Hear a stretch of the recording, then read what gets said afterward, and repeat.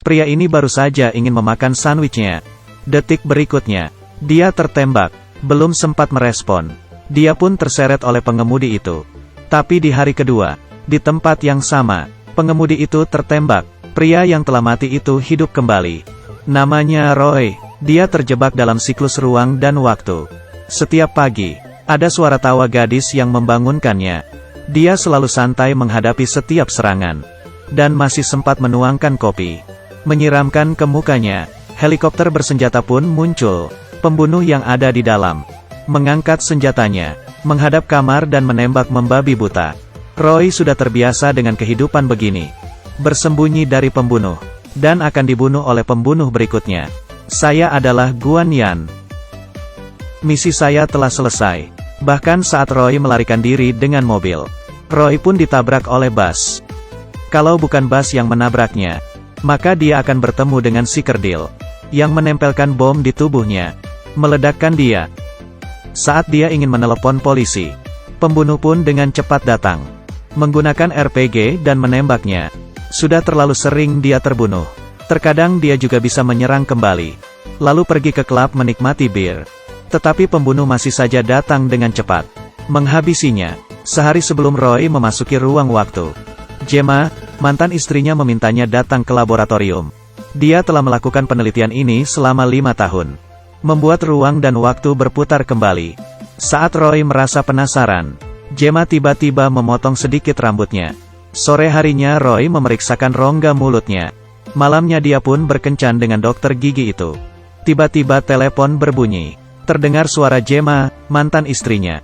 Dia memberitahukan Roy, apabila Roy menemukan hal yang aneh, Roy harus segera mencarinya. Tetapi Roy tidak menganggap serius. Membawa pulang dokter wanita gigi tersebut.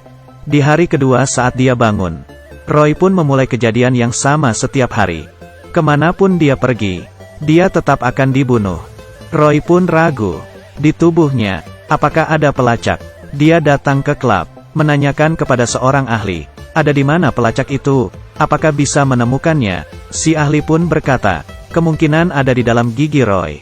Roy pun teringat, 1 hari sebelumnya, dia membuat perawatan rongga mulut.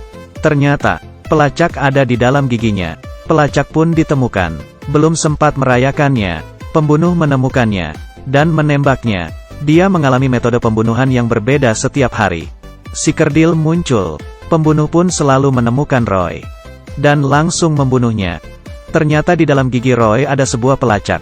Sekali lagi dia bangun. Dia langsung membunuh pembunuh itu. Menangkap dokter yang memasak pelacak di giginya. Menanyakan siapa dia sebenarnya. Siapa yang menyuruhnya. Dia memberitahukan Roy. Clive Ventor, bos dari mantan istri Roy. Memanfaatkan alat pelacak. Roy pun menjebak satu persatu pembunuhnya. Setelah semuanya terbunuh, dia pun pergi ke laboratorium. Saat mobil melakukan pendaratan, dia pun ditembak oleh petugas penjaganya. Dia pun tidak gampang mendapatkan sebuah kartu identitas. Demi bisa masuk ke dalam, Roy pun keluar dari lift. Dia pun dikepung oleh penjaga di sana. Tidak ada jalan lain. Roy terpaksa membunuh diri sendiri. Memulai kembali dari awal. Sepanjang jalan, sekali lagi lift terbuka, tetapi tertangkap lagi. Tidak terhitung lagi matinya.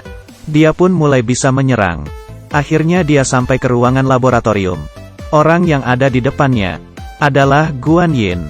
Saat itu juga, pelurunya habis. Dan lagi-lagi dia bertemu dengan Guan Yin. Peluru masih tersisa, tetapi dia masih saja kalah. Dan saat Roy kembali lagi, dia menyiapkan 2 buah senjata. Tetapi tidak disangka, pedang Guan Yin lebih cepat. Dan lagi-lagi Roy tertusuk. Saya adalah Guan Yin. Guan Yin telah menyelesaikan misi. Setelah mati beberapa kali ini Guan Yin tidak langsung membunuhnya. Dia pun bertemu dengan si bos Clive. Ternyata mereka melakukan penelitian mesin waktu. Gemma ternyata menyadari ambisi si bos, yang dapat menghancurkan dunia.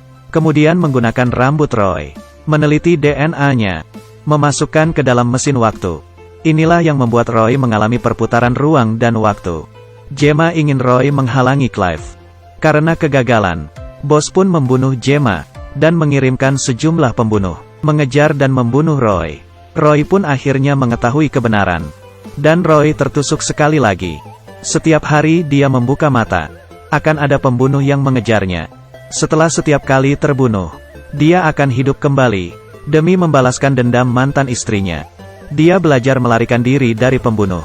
Roy pun datang ke klub, dan menemukan seorang ahli ilmu pedang. Dia mulai belajar. Pukulan pun selalu mengenai dirinya. Pelan-pelan dia pun bisa mengikuti.